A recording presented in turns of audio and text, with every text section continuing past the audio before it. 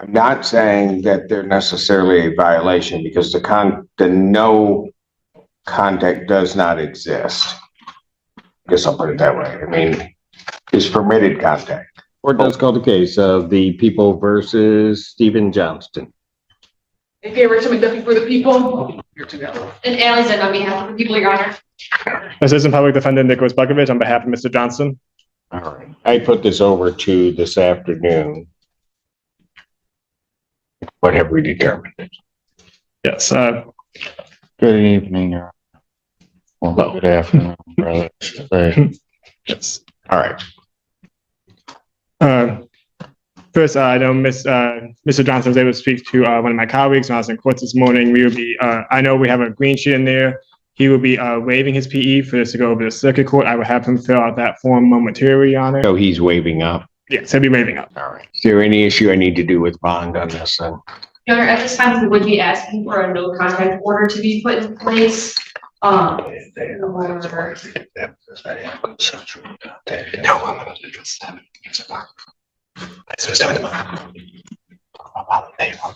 thought you did give the change this morning. Kristen Kinduski, Your Honor.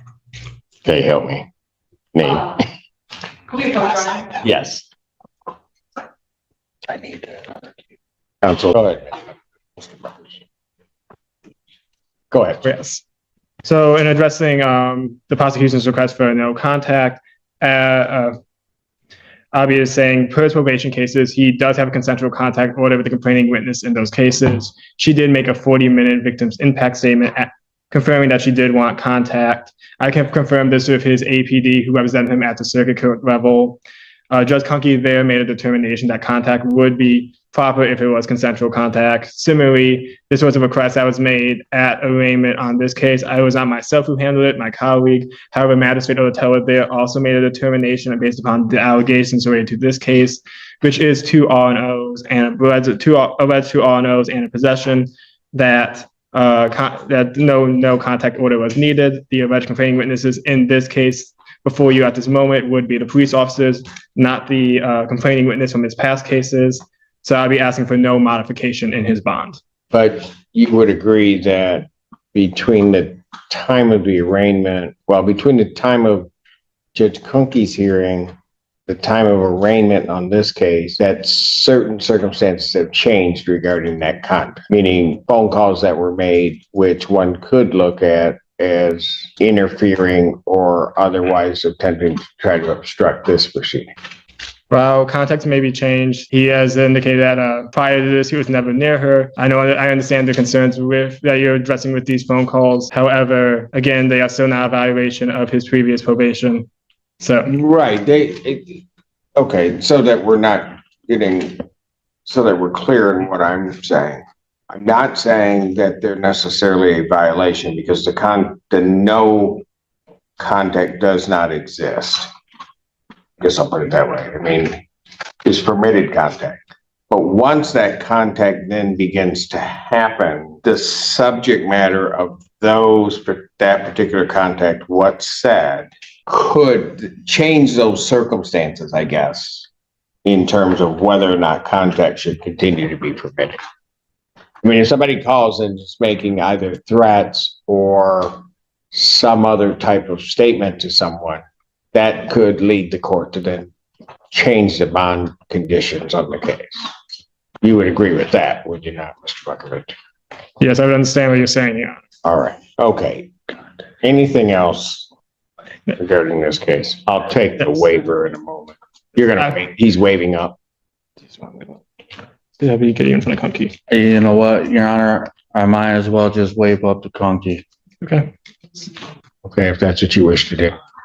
Sir, you tells me addressing bond and not changing when it was no contact with her. That's what I was addressing. I'm not going to be right towards you.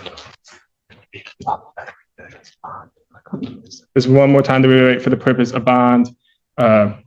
Those calls can also not be interpreted in a way that is non-threatening. So I would still be asking for a.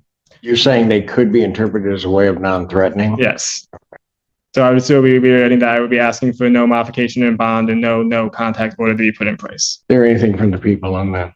There is, Your Honor. So first of all, I want to point out that at the arraignment with Magistrate Odisella, Mr. Bukovich and I were both present. As he mentioned, it was his colleague that handled the arraignment. There was not an extended back and forth about the no contact provision. We made the request, it was articulated on a recommendation form, and the magistrate declined to order it. But there was no, honestly, it could be that it just slipped his mind in terms of that being a request, and I maybe should have done a better job of reminding him about it. But I want to point out there was not an explicit denial of that request on a basis of it not being necessary. Second, I understand that this was prior to sentencing. In the GBH case that Mr. Johnson had with this same victim, I understand she's not a victim in this case, he previously had an issue where his phone privileges were revoked first. Then there was a motion for forfeiture by wrongdoing. It ended up not being necessary because the case was bound over at exam. He continued to contact her after that, discussing the fact that she did not want to cooperate with the exam from different people's pens. So it's an ongoing problem and it's an ongoing pattern with this case. He made some comments at the arraignment on this case that quite frankly raised the red flag for me with the concern that we were going to end up right here like we are today.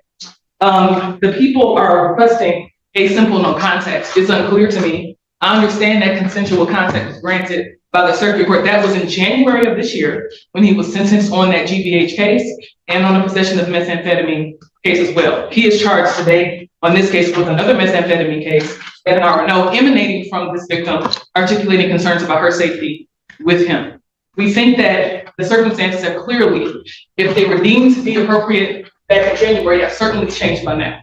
So the people are, again, requesting a simple but straightforward, no contact whatsoever with this complaining witness in this case. Given the history here and the fact that we have a pattern established of a failure to abide by bond conditions beyond the revocation of previous phone privileges. All right, here's what the court's gonna do. Well, is he waving up or what's he gonna do? He's getting funky. Or did you wish for the adjournment, Mr. Frank? Your Honor, I'm quite confused on a couple of things. If I'm able to speak to you for a second, to her, full honest truth that I did not assault her, harm her in any condition or form. Okay.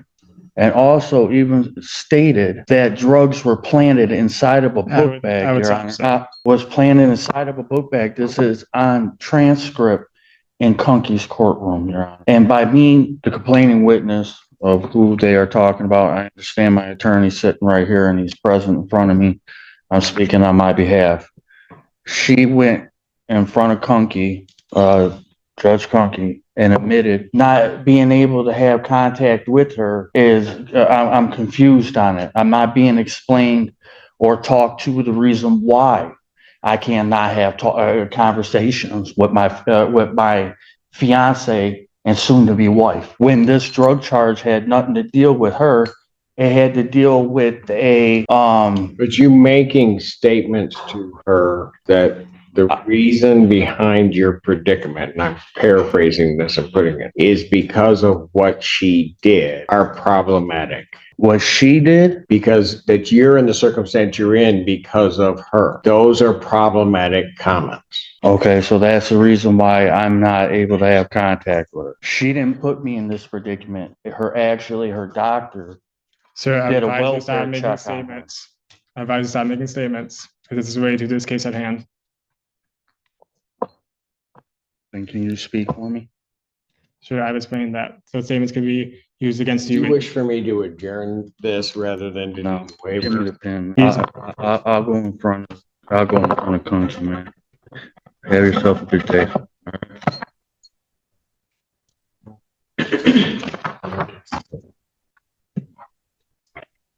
Really hope he didn't run or act that way. So you signed this waiver of preliminary examination? Correct, Your Honor. You understand that a preliminary examination is a proceeding where the people would have to show by probable cause that the offenses alleged were committed and that you committed them. Yeah, I do, Your Honor, even though there wasn't one committed, but yes, I have to. I'm get not it. taking his waiver. I'm just going to adjourn this out. You can talk to your client and he can figure out what he wants to do. I'm asking very simple questions. He seems to get angry at me. I'm I not, don't even know why. I'm making the findings based upon what's presented to me. But if he's going to act this way, I'm just not having it. So Would you like to briefly pass this matter so I can speak to my No, client? Your I'm Honor? not gonna pass it. I'm gonna I'm adjourn not this mad. to another Oh. day. I'm not mad. I'm not going to upset. adjourn this to, give them 1 week out. We'll go June 5th, 2025, 9 AM, or Mr. as Sim- the invite indicates. I am at this time going to change the bond conditions. I'm going to leave his bond in its monetary amount as it's set. I am going to order that his phone privileges at this juncture are revoked. You could bring that up again at the next hearing. I'm also going to indicate that there's no contact with Christian Kanuski. I'm gonna order that at this point, and then he can decide what he wants to do with the case. But if he thinks I'm gonna put up with his behavior, I'm not doing it. I'm Your done. Honor, Thank you. I'm not upset, Your Honor. I said just, Okay.